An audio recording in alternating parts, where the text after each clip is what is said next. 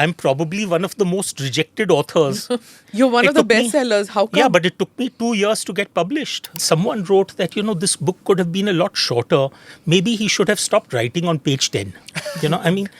Disregarding Veer Savarkar's definition of Akhand Bharat, as it were, just going into what is my conception of Bharat, it's much more about a Vedic arc. There are always people who will say, "Arey, iske to naam mein hi Sanghi hai."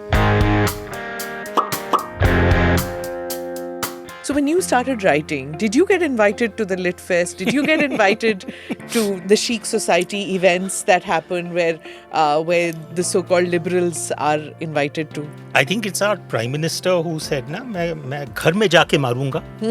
So I think in some ways, guys like, let's say, Amish or me have pretty much done that. There are too many people in the next generation who believe that India is India because of a word called secular. India is secular because it is Hindu, because there is the ingrained Sanatani philosophy. J.Sai Deepak, who says that secularism is the bane of our society, that it's because we are secular that we don't accept Sanatan. I've always believed that we never were secular.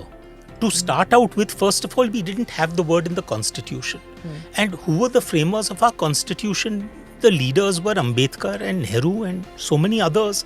There must have been a reason why they left out that word, because you could not have taken over thousands and thousands of Hindu temples under the Charitable Endowments Act and appropriate revenues of Hindu temples to the exchequer if you were truly secular. How would you have done it?